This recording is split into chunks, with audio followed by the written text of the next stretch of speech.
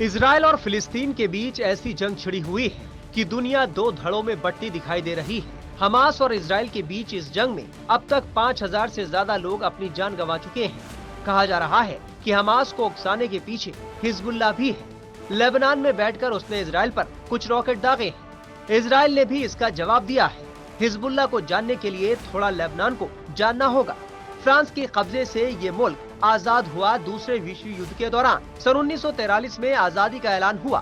तभी यहाँ शिया, सुन्नी और ईसाइयों के बीच एक राजनीतिक समझौता हुआ, जिसमें सत्ता को बांट लिया गया।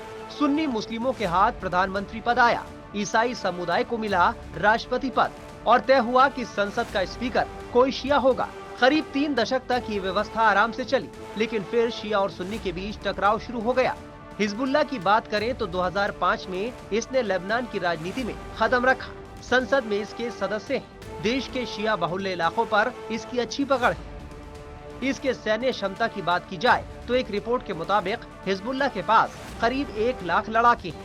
ये सभी अत्याधुनिक हथियारों से लैस और प्रशिक्षित हैं। करीब 30,000 लड़ाके रिजर्व में हैं, जिन्हें जरूरत पड़ने पर बुला सकते हैं। हिजबुल्लाह के पास करीब 1.5 लाख रॉकेट और मिसाइलें हैं। इसके अलावा हिजबुल्लाह के पास सटीक निर्देशित मिसाइलें हैं। उन्नत ड्रोन भी हैं, जो या तो हमला कर सकते हैं या खुफिया जानकारी इकट्ठा कर सकते हैं।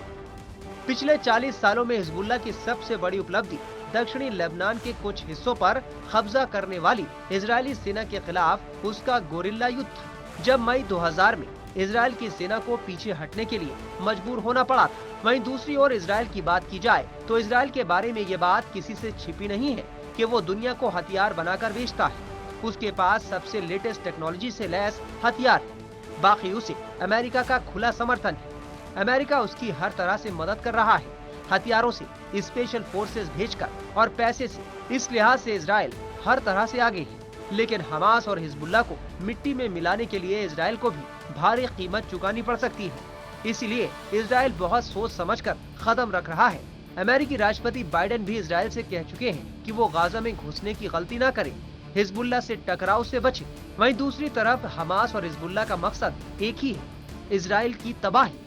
हालांकि हमास एक शाखा है सुन्नी इस्लामिक संगठन मुस्लिम ब्रदरहुड की। वहीं हिजबुल्लाह शिया विचारधारा वाली ईरानी क्रांति से जन्मा है। वैचारिक रूप से दोनों एक दूसरे के धुर विरोधी हैं, लेकिन एक साझा दुश्मन दोनों को बांधे हुए है।